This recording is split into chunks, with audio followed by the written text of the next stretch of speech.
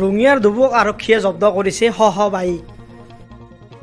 কোভিডৰ এছঅপি ভংগ কৰি কাৰফিউৰ মাজতে শ বাইক আৰোহীয়ে অনাই বনাই ঘূৰি ফুৰিছে ৰঙিয়াৰ বিভিন্ন প্ৰান্তত।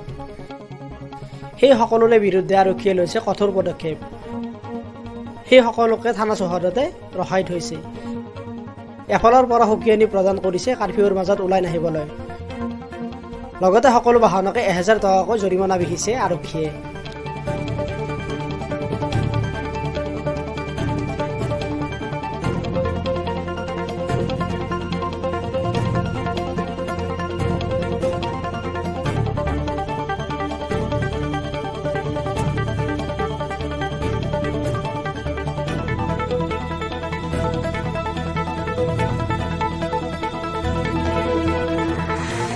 সান্ধ্য আইন নমনা যিবিলাক মানুহে সান্ধ্য আইন নামানি 2টা বজাৰ পৰা সান্ধ্য আইন ঘোষণা কৰা আছে 5 বজালৈকে কিছুমান মানুহক দেখা গৈছে বিনা কাৰণত বাইকখন লৈ টহল দি ফুৰে চকত, বিনা কাৰণত ঘূৰা পকা কৰিছে। তেওঁলোকৰ কোনো জেনুইন কজ নাই, তেওঁলোকৰ কোনো স্বাস্থ্যজনিত কাৰণ নহয়, কোনো মেডিকেল নাই, ইলেক্ট্ৰিচিটি নাই, কোনো জেনুইন কজ নোহোৱাকৈ, জেনুইন পাছ নোহোৱাকৈ বহুত মানুহক পোৱা গৈছে। অতি কমে এতিয়া 30খনমান বাইক এইটো ৰখা হৈছে। তেওঁলোকক ফাইন ৰিয়েলাইজেশ্যন হ'ব।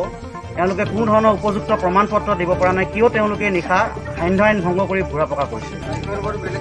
বাইকৰ লগতে ইয়াতে আপোনাৰ কিছুমান পাব্লিক কেৰিয়াৰো আছে 3খনমান, আৰু লগতে এখন আপোনাৰ 2খনমান এল্টো গাড়ী পোৱা গৈছে। তেওঁলোকৰ 6জনকৈ যাত্ৰী বহন কৰিছে এখন গাড়ীৰ ভিতৰত। কোনো ধৰণৰ নিয়ম নীতি নমনাকৈ, মাস্ক নাই আৰু আপোনাৰ কোনো ধৰণৰ ক'ভিড প্ৰট'কল মানি চলা নাই আৰু কোনো ধৰণৰ আপোনাৰ নিয়ম নীতি নামানে।